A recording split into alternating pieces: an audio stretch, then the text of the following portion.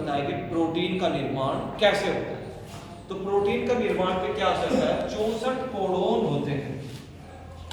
64 codon क्या होते हैं, एक कोडोन 3 नाइट्रोजन अक्षार का बना होता है, जैसे AUG ये अक्षार होंगे, एडेनिन, यूरेसिल, गवानिसिन, 3 नाइट्रोजन अक्षार का एक कोडोन होता है और इनकी संख्या कोडोनों की 64 होती है।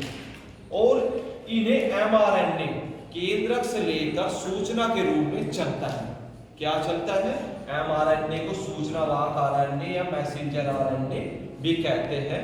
इन 64 कोडोन जो 3 नाइट्रोजन अक्षार का एक कोडोन बना होता है और उनकी संख्या 64 होती है, जो रेल के डिब्बे की तरह एक के बाद एक क्रम में लगे होते हैं।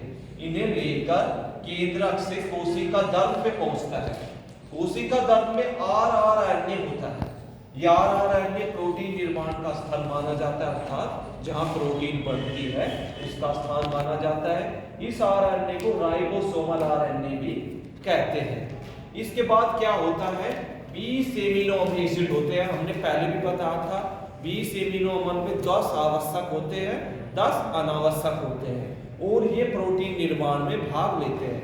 इन 20 एमिनो अम्लों को लेकर tRNA, जिसे ट्रांसफर RNA कहते हैं, लेकर कोशिका दर्भ में ही जाता है।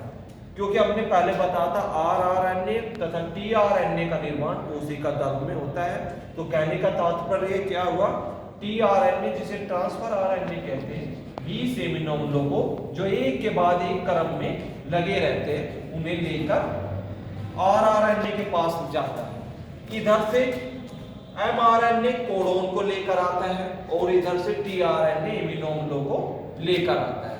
और प्रोटीन निर्माण जहां होता है वहां ये मेथियोनीन एक एमिनो अम्ल है जो सबसे पहले मिलता है, और इधर AUG सबसे पहला कोडोन है, आपस में मिलते हैं। मिलने के पश्चात प्रोटीन का निर्माण होता है। जैसे ये मिलते हैं ये हट जाते हैं, इसके बाद दूसरे एमिनो एसिड तथा कोडोन आपस में मिलते हैं और प्रोटीन का निर्माण होता है।